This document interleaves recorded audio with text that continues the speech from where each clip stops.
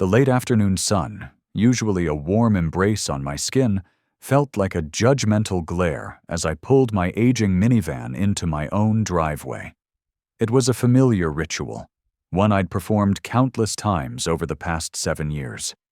The crunch of gravel under the tires, the gentle thud as the rear bumper nudged the designated parking spot, the sigh of relief after a long day at work.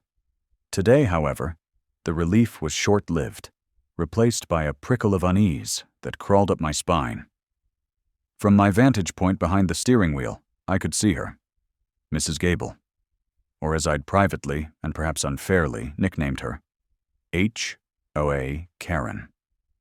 She stood on her manicured lawn, a perfect emerald carpet meticulously edged with a pristine white border, arms crossed over her floral print blouse, her face a mask of grim disapproval.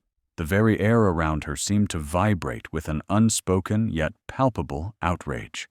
I'd seen her before, of course. She patrolled the neighborhood like a hawk surveying its territory, her gaze sharp, her judgment swift and merciless.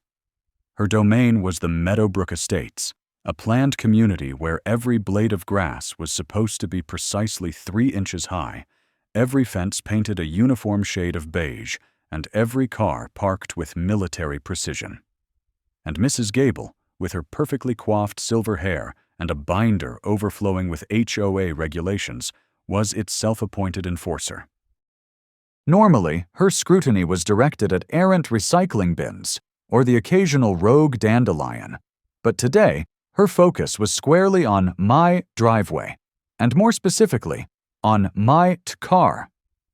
My driveway, the one that belonged to my house, the house I'd poured my savings into, the house where my kids had grown up, the house that was, by all legal definitions, mine. And my minivan, a trusty steed that had ferried countless soccer practices and grocery runs, was parked squarely, and I thought appropriately, in my driveway. A knot of apprehension tightened in my stomach. What could she possibly object to? I double-checked my parking. The minivan's tires were entirely within the confines of my concrete slab. No part of it encroached on the sidewalk, or, heaven forbid, Mrs. Gable's immaculate lawn. As I killed the engine, the silence that followed was deafening, punctuated only by the chirping of unseen crickets and the distant hum of a lawnmower.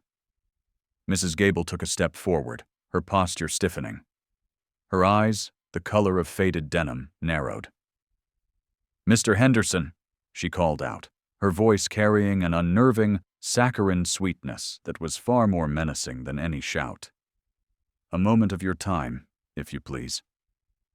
I sighed, a quiet, weary sound. "Of course, Mrs. Gable. Is everything all right?" I tried to keep my tone light, but the tremor in my voice betrayed my growing anxiety. She approached the edge of my property, stopping precisely at the imaginary line that separated her world from mine. She held a small, laminated card in her hand, its edges worn from frequent use. "All right?" "No, Mr. Henderson. Everything is far from all right. In fact, it is in direct violation of the Meadowbrook Estates covenants, conditions, and restrictions." My brow furrowed. "Violation? I don't understand. I'm parked in my own driveway." Her lips thinned into a tight, disapproving line. "Indeed you are. However, your vehicle, minivan, is parked in a manner that obstructs the view of your property from the street. It is considered an unsightly obstruction according to Article 4, Section B, Subsection 3. I blinked. Obstructs the view of my own house? Mrs. Gable, that's ridiculous. It's a driveway. It's for parking cars. She sniffed, a sound like a deflating balloon. The regulations are quite clear, Mr. Henderson. The purpose of a driveway is to provide access, not to become a permanent storage unit for oversized vehicles that detract from the aesthetic appeal of our community. My mind reeled. This was beyond anything I'd ever encountered. I'd dealt with HOA disputes before, a neighbor's unkempt hedge, a forgotten trash can. But this? This was a new level of absurdity. But it's not permanently stored, I countered, trying to keep my voice even. I just got home. I'll be moving it in a few minutes to go pick up my daughter from ballet. That is not the point, she stated, her voice hardening. The point is that it is currently parked in a manner that violates the guidelines, and furthermore, it has been there for an unacceptable duration. I have observed it for the past 20 minutes while I was tending to my petunias. 20 minutes. She had been watching me, timing me for 20 minutes. A chill, unrelated to the dropping temperature, snaked down my spine. This wasn't just about aesthetics. This was about control. Mrs. Gable, with all due respect, my driveway is private property. I am parked on my property. And my minivan, while perhaps not a sports car, is a perfectly functional vehicle. I don't see how it's causing any harm. She tapped the laminated card against her palm. Harm is subjective, Mr. Henderson. The harm here is to the collective harmony and visual uniformity of Meadowbrook Estates, and according to the bylaws, repeated violations can result in enforcement. My heart rate began to pick up. Enforcement? What kind of enforcement are we talking about? Her gaze flickered to the side, towards the street, and then back to me, a glint of something akin to triumph in her eyes. The towing company is on standby, Mr. Henderson.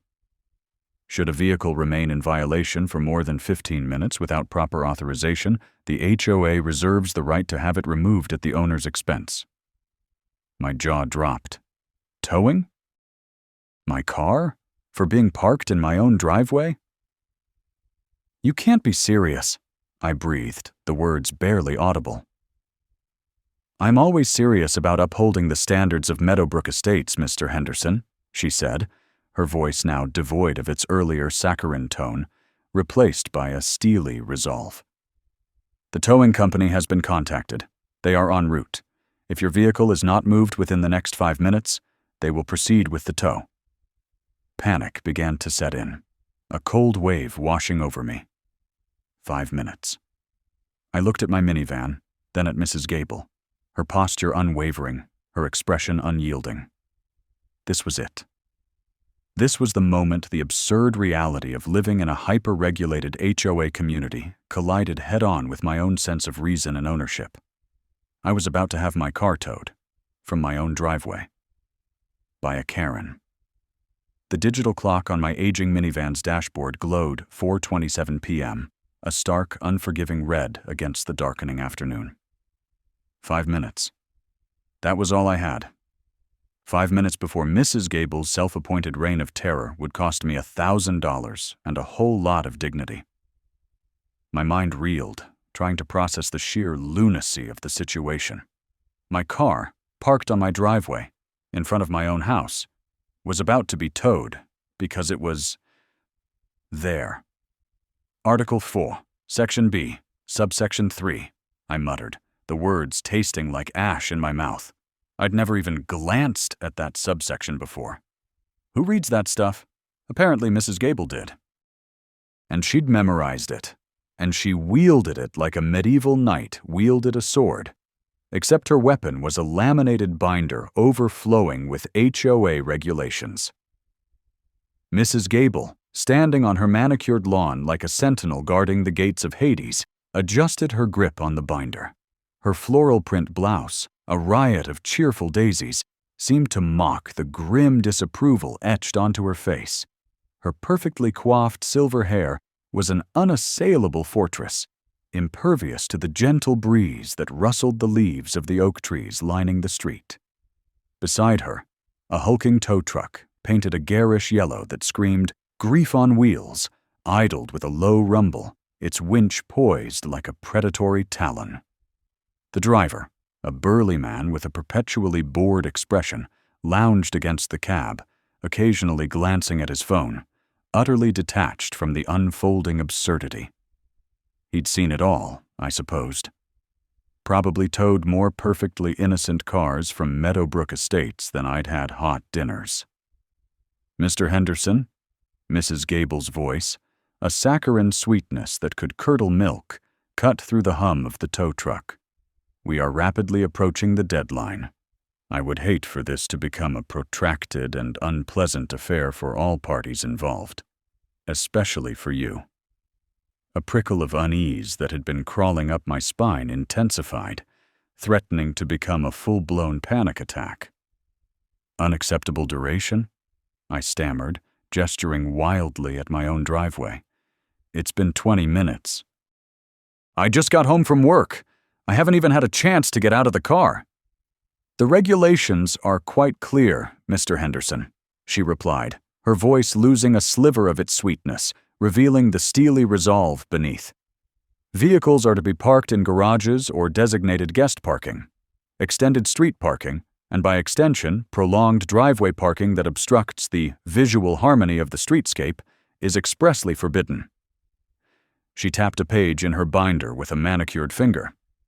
"Article 4, Section B, Subsection 3.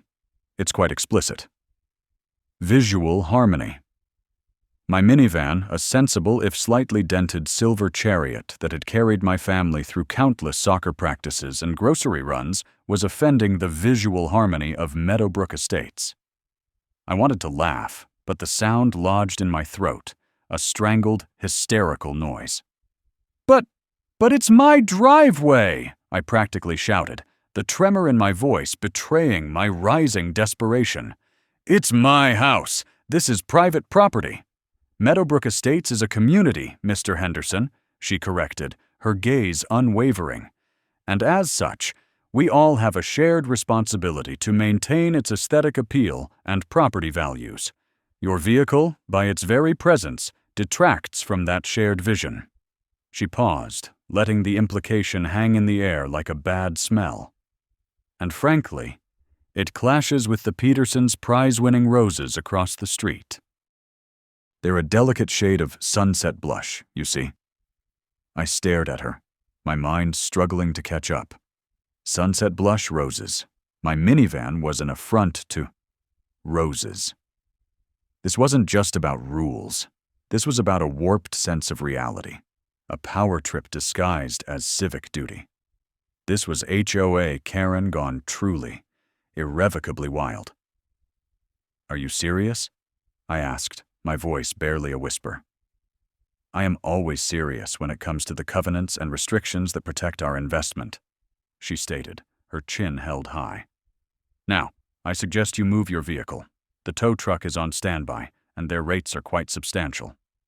The tow truck driver, sensing the shift in the conversation, finally looked up from his phone. He gave a slight nod to Mrs. Gable, a silent acknowledgement of their shared purpose. The low rumble of the engine seemed to grow louder, more menacing, as if the truck itself was eager to perform its duty. My eyes darted from Mrs. Gable's unwavering gaze to the tow truck, then back to my minivan. It sat there, innocently parked, a symbol of my supposed transgression. I could feel a cold wave washing over me, unrelated to the dropping temperature. This was more than just a parking dispute. This was a battle for sanity, a fight against the absurd. I don't have anywhere else to park it right now," I pleaded, my voice cracking. "My garage is full of junk, and the guest parking is all taken by visitors who aren't currently being threatened with towing for existing." Mrs. Gable sniffed, a sound like a deflating balloon. "That, Mr. Henderson, is not my concern. The regulations are clear. You have 5 minutes. Tick-tock." She checked an elegant gold-plated watch on her wrist.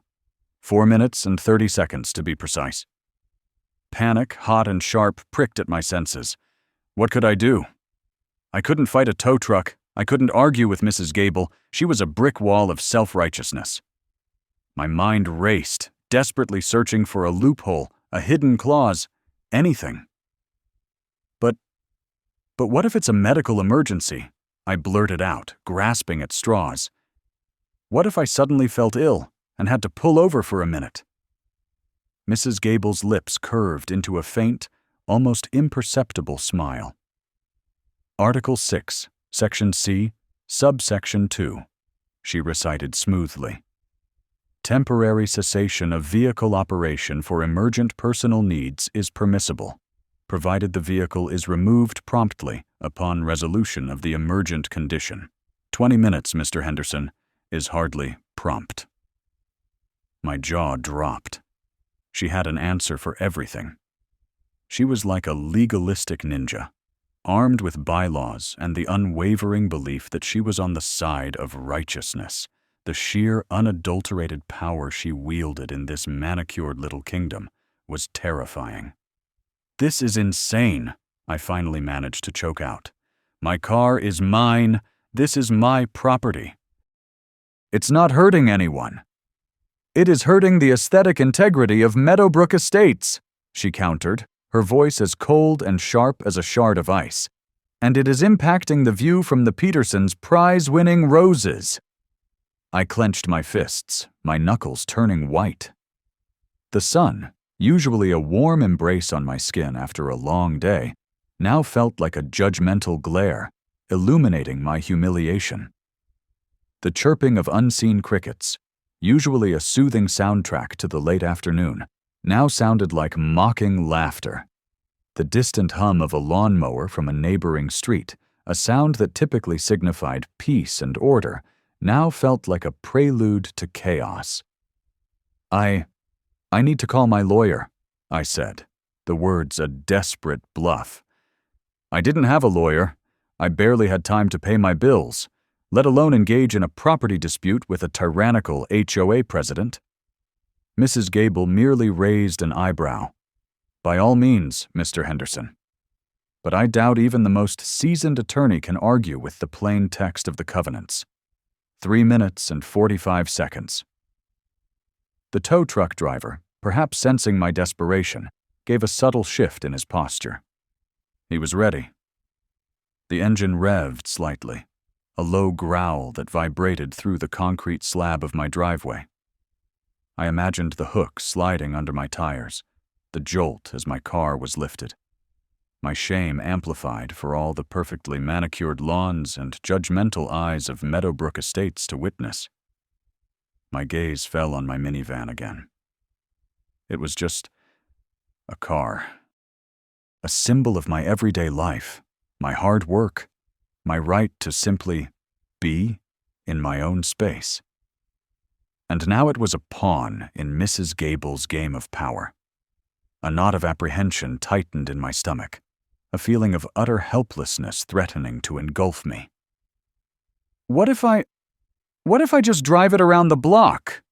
I blurted out, another desperate gambit. "Then it won't be parked here anymore." Mrs. Gable's eyes, the color of faded denim, held a glint of something that might have been amusement, or perhaps just satisfaction. "An excellent suggestion, Mr. Henderson," she said, her voice dripping with false encouragement.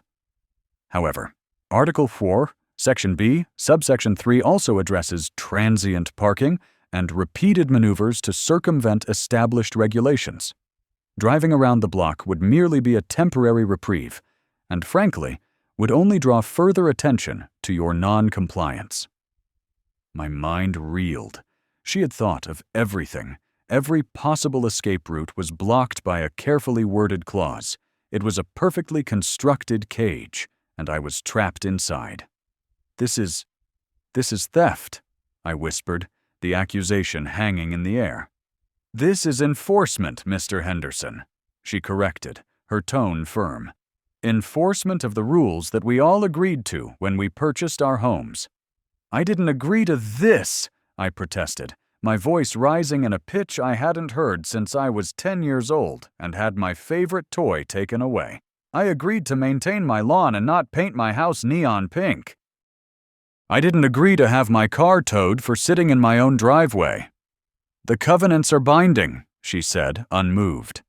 2 minutes and 20 seconds. I looked at my minivan again. The sun was starting to dip below the rooftops, casting long shadows across the street. The air grew cooler, and a chill, unrelated to the dropping temperature, snaked down my spine. I imagined the tow truck driver's call to his dispatcher, the official report, the invoice that would arrive in the mail. It was all so real.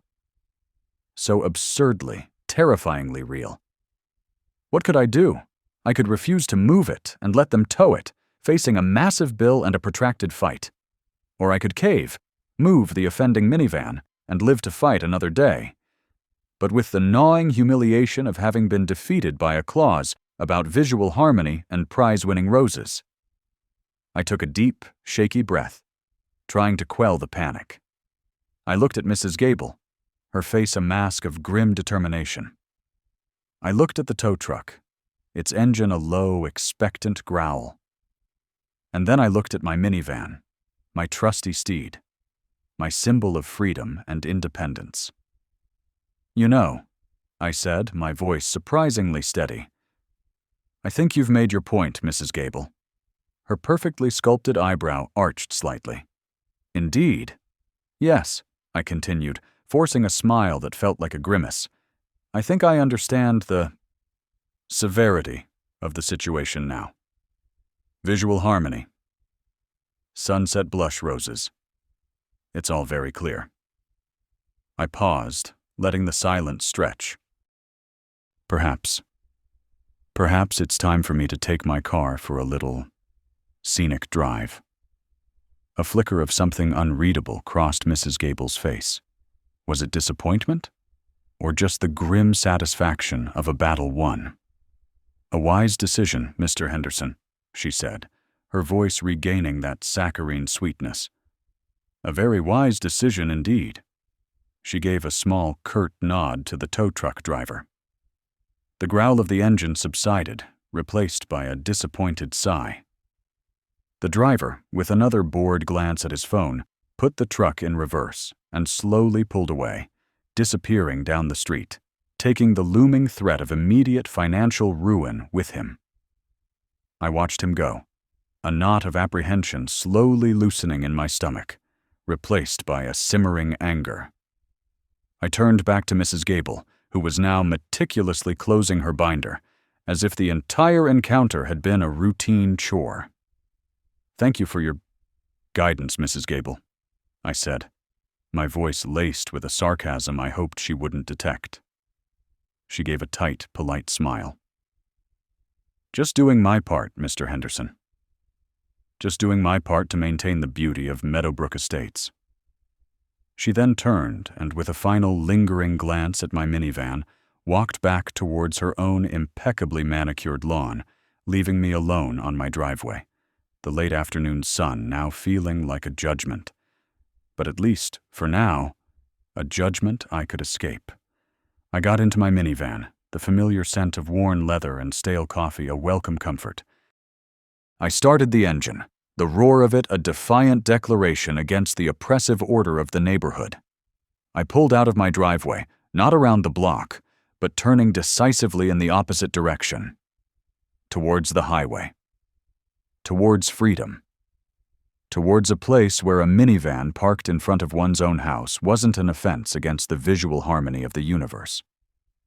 I pulled my aging minivan onto the highway, the worn asphalt a welcome contrast to the perfectly manicured, yet suffocating streets of Meadowbrook Estates. The late afternoon sun, which had felt like a judgmental glare on Mrs. Gable's immaculate lawn, now offered a comforting warmth on my skin through the windshield. The radio, a constant companion on my commute, was still tuned to the classic rock station, but the familiar riffs of Led Zeppelin felt different now, imbued with a sense of rebellion. I was escaping, if only temporarily, the tyranny of precise lawn edges and the watchful eyes of neighborhood watchdogs disguised as concerned citizens. My mind, however, couldn't quite shake the encounter. Mrs. Gable. The name itself conjured an image of pristine white gloves and a perpetual frown, hidden behind a veneer of saccharine sweetness. She'd stood there, arms crossed, her floral print blouse a jarring splash of color against the muted tones of the suburban landscape, her face a mask of grim disapproval, and the binder. Oh, that binder! Overflowing with HOA regulations, each page a testament to the granular control she wielded over our little slice of suburban paradise. Article 4, Section B, Subsection 3, she'd recited with military precision, as if it were the Magna Carta itself. Unseemly obstruction. My minivan, my trusty steed that carried me through traffic jams and grocery runs, had been declared an unsightly obstruction. Because it was parked in front of my own house. On my own driveway. A prickle of unease, a familiar sensation in Meadowbrook crawled up my spine. It wasn't just about the parking, I knew that. There was something more personal, more vindictive about Mrs. Gable's fixation. She'd glanced at the offending roses bordering her property, a subtle but unmistakable accusation in her faded denim eyes. As if my minivan, parked innocently on my concrete slab, was actively plotting the demise of her prized blooms. It was absurd. Utterly, spectacularly absurd. I took a deep breath, the air in the car still carrying a faint scent of stale coffee and the lingering anxiety of the confrontation. I needed to clear my head, to put some distance between myself and that suffocating neighborhood. The highway was a good start. The anonymity of the open road, the steady rhythm of the tires, the blur of passing landscapes. It was a balm for my frayed nerves.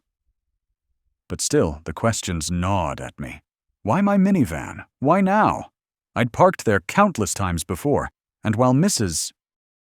Gable had always been a vigilant presence. Her pronouncements had usually been limited to errant recycling bins or the occasional rogue dandelion that dared to sprout on my lawn. This felt different. This felt targeted. I remembered the small, laminated card she'd produced from her binder, the one with the tow company's name and number. "They're on standby," she'd purred, the sound like a cat's purr, but with claws hidden beneath. "They'll be here in 10 minutes. I've already confirmed your address and vehicle description."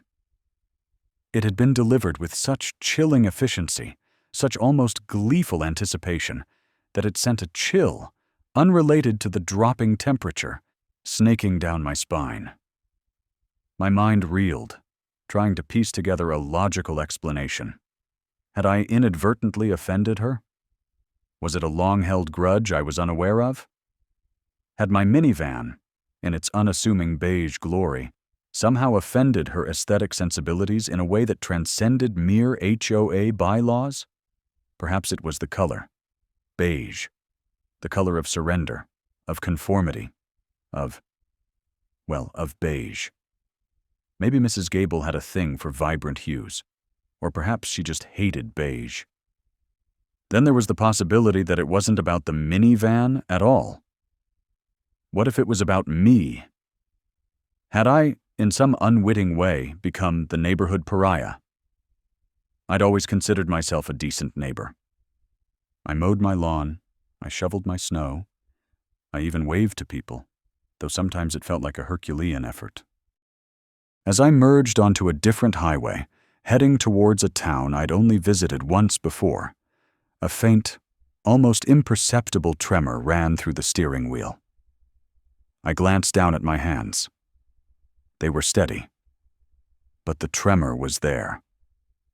A physical manifestation of the knot of apprehension that had tightened in my stomach. I decided to call my wife, Sarah. She was at her sister's, a much-needed break from our own suburban pressures. "Hey, honey," I said, trying to keep my voice light. "Just checking in. How's Aunt Carol?" "Oh, she's good," Sarah replied, her voice a warm melody that immediately soothed some of my nerves. "We're just about to head out for dinner. You wouldn't believe the stories she's got about her old HOA. Apparently, they had a rule about the exact shade of blue you could paint your birdhouse." I let out a short, humorless laugh. "Speaking of HOAs, you're not going to believe what just happened." I recounted the entire bizarre episode, the words tumbling out in a rush, punctuated by my own disbelief. Sarah listened patiently, her initial amusement giving way to a growing concern. "She tried to tow your car?" Sarah's voice was incredulous. "From your own driveway? For being beige?" "That's what it felt like," I admitted. She was so calm, so in control, like she'd been practicing this for years. The binder, the citations, the tow truck on speed dial. It was like a scene from a bad movie. Mr. Henderson, HOA. Karen strikes again, Sarah said, her tone laced with a familiar weariness. Remember what I told you about Mrs. Gable? She thrives on this stuff. It's her hobby, her purpose. But to this extent, I countered, to call a tow truck? It's insane, Sarah. It is, she agreed. But you know what? You did the right thing by driving away. Don't give her the satisfaction of a towed car and a hefty bill. Just avoid her. And maybe park a little further down the street when you get back, just to be safe. Further down the street? I scoffed. Why should I have to park further down the street from my own house? This is my house. My driveway. I know, honey. Sarah sighed, her voice softening. I know. Just for now. Until we can figure something out. Maybe we can talk to some of the other neighbors, see if anyone else has had issues. Yeah, maybe, I said, though I doubted it. Most people in Meadowbrook seemed to be either too afraid to cross Mrs. Gable or too busy tending their perfect lawns to notice her antics. We talked for a few more minutes, Sarah trying to coax a laugh out of me trying to sound more relaxed than I felt. As we hung up, a sense of isolation settled over me. I was driving further and further away from home, and the thought of returning to that meticulously controlled environment, to the shadow of Mrs. Gable, felt increasingly daunting. The sun dipped lower on the horizon, painting the sky in hues of orange and purple. It was beautiful, a stark contrast to the stifling order of Meadowbrook. But even the beauty felt managed, as if the sky itself was subject to HOA approval. I decided to head towards a small motel I'd spotted on a roadside billboard a few exits back. A night away, a chance to regroup, to escape the mental imprint of Mrs. Gable's perfectly coiffed silver hair and her unwavering gaze. I needed to disconnect from the relentless scrutiny of Meadowbrook Estates to find a little corner of the world where a beige minivan could simply exist, parked in front of its owner's house, without being declared a public menace. As I pulled into the dimly lit parking lot of the motel, the crunch of gravel under the tires was a familiar, comforting sound, devoid of any judgment. I killed the engine, and the sudden silence was profound. No chirping of unseen crickets, no distant hum of a lawnmower, just the quiet hum of my own breathing. I leaned my head back against the headrest, the day's events replaying in my mind. Mrs. Gable, her binder, the tow truck on standby. It was ridiculous. It was infuriating. And a small, rebellious part of me, a part that had been dormant for far too long, was starting to wonder just how far this HOA Karen was willing to go. Because if she was willing to call a tow truck for a parking violation, what else was she capable of?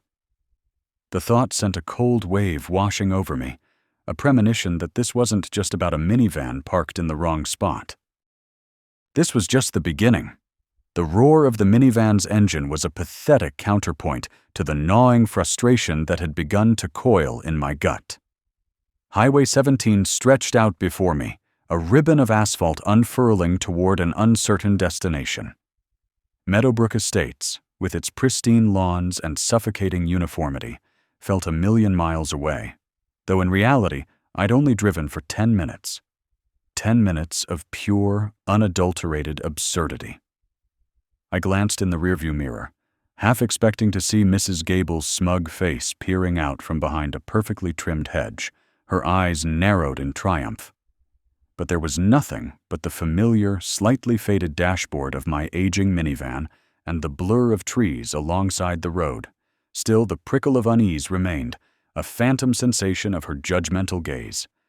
My mind reeled, replaying the entire surreal encounter. 20 minutes.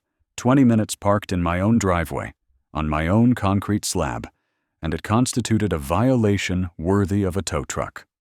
Article 4, Section B, Subsection 3. Obstructs the view. Detracts from visual harmony. What visual harmony? The harmony of identical beige houses and meticulously pruned shrubbery. The only thing my minivan obstructed was Mrs. Gable's view of her own perfectly curated existence.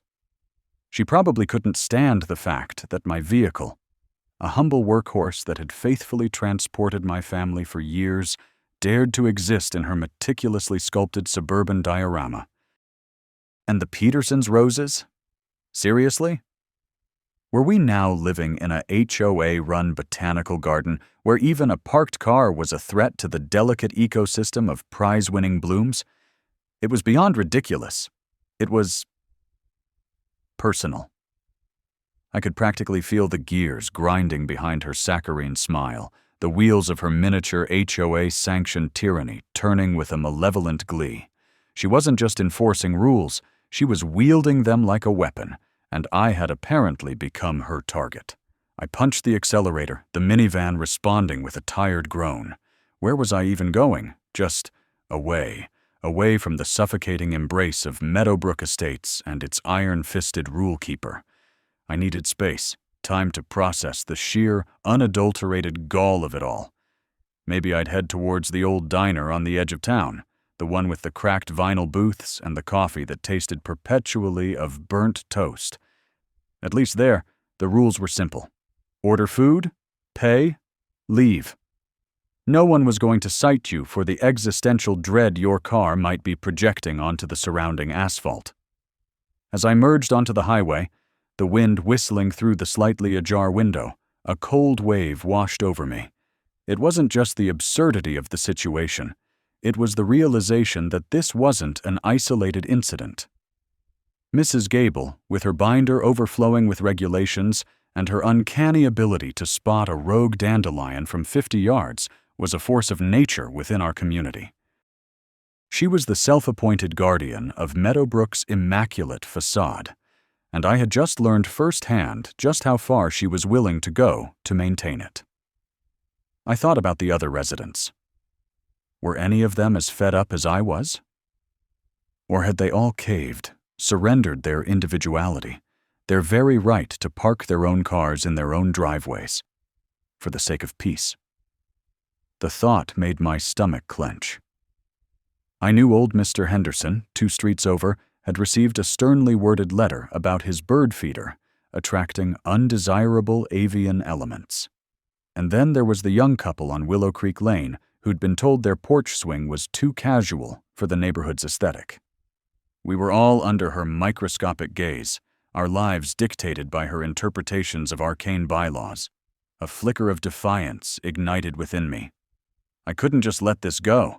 I couldn't let Mrs. Gable bully me or anyone else into submission. But what could I do? Marching up to her house and demanding an apology felt like bringing a butter knife to a gunfight. She had the HOA bylaws, the authority, and apparently a direct line to the local towing companies. My phone buzzed in the cup holder, startling me. It was my wife, Sarah. "Hey, hun, you're home early," she said, her voice warm and unsuspecting. "Yeah, well, things got interesting," I managed, trying to keep the tremor out of my voice. "Interesting how? Everything okay?" I hesitated. How could I explain it? "You know how Mrs. Gable is always keeping an eye on things?" "Oh, here we go," Sarah sighed, a familiar note of weary resignation in her tone. "What did she do this time? Did you leave your recycling bin out for an extra hour?" "Worse," I said, my voice dropping. "She tried to get my minivan towed from our driveway." There was a beat of stunned silence on the other end. "What? You're kidding, right?" I wish I was. She said I was obstructing the view and detracting from visual harmony. Apparently, parking my own car in my own driveway for 20 minutes is a major HOA offense. Sarah's laughter, sharp and disbelieving, filled the car. "Obstructing the view? Since when is your minivan a Godzilla-sized monster blocking out the sun?" "That's what I said. She even mentioned the Petersons' roses. And she called a tow truck, Sarah. A tow truck. I could feel the incredulity rising in my voice again. No way, what did you do? I moved it. To avoid paying a fortune and having my car towed in front of the entire neighborhood. I'm currently on Highway 17 trying to figure out what to do next. Sarah's laughter died down, replaced by a more serious tone. She actually called a tow truck? That's insane. That's beyond ridiculous, Mark. That's harassment. I know, I said, the anger finally bubbling to the surface. And I'm not letting it go. I can't. This isn't about the roses or visual harmony, Sarah. This is about her power trip. She thinks she can dictate every single aspect of our lives. So what's the plan? She asked, her voice laced with concern. I don't know yet, I admitted. But I'm going to find out if there's anything we can do. Maybe we can talk to other people, see if they've had similar experiences. There has to be a limit to this woman's lunacy. I hope so, she said. Just be careful, okay? She's a little unhinged. Tell me about it, I muttered. All right, I'm going to grab a coffee and then I'll head home. I'll call you later. We hung up, and I steered the minivan towards the next exit, spotting a nondescript gas station with a coffee counter. As I waited in line, fumbling with my wallet, I scanned the local news on my phone. Nothing about rogue HOAs or tyrannical neighborhood watch captains, just the usual political squabbles and celebrity gossip. The coffee, blessedly strong and hot, did little to dispel the knot of apprehension that had tightened in my stomach. This was bigger than just me and my minivan. This was about the erosion of common sense, the insidious creep of overreach in our supposedly free society. Mrs. Gable, with her perfectly coiffed silver hair and her binder of doom, was just the tip of the iceberg. As I pulled back onto the highway, a new thought began to form, a tiny seed of an idea that felt both audacious and potentially effective.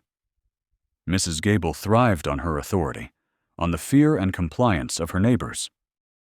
She was a creature of rules and regulations, and she loved nothing more than to wield them. What if I decided to turn her own game against her? I thought about the HOA's bylaws again. They were extensive, detailed, and I suspected rife with loopholes and contradictions that Mrs. Gable, in her zeal, might have overlooked. She was so focused on projecting her authority, on maintaining her perfect facade, that she might be blind to her own vulnerabilities. My gaze drifted to the passenger seat where I'd tossed the small laminated card Mrs. Gable had pressed into my hand earlier. It contained the contact information for the HOA president, a Mr. Abernathy, and the official HOA email address. I'd dismissed it at the time, too consumed by the immediate threat of the tow truck. But now it felt like a potential weapon. I pulled over to the shoulder, the minivan's engine idling softly. With a deep breath, I opened the email app on my phone. I didn't have all the answers yet, and the thought of engaging in a bureaucratic war with Mrs. Gable filled me with a weary dread. But the alternative, letting her win, letting her continue to terrorize our neighborhood with her warped sense of order, was unacceptable. I started typing, carefully choosing my words, my fingers flying across the screen. I began by stating the facts, calmly and objectively, describing the incident in my driveway. Then I began to weave in my newfound suspicion. I didn't accuse her of personal vendetta, not directly. Instead, I framed it as a potential misunderstanding of the bylaws, a misapplication of the rules that could lead to unnecessary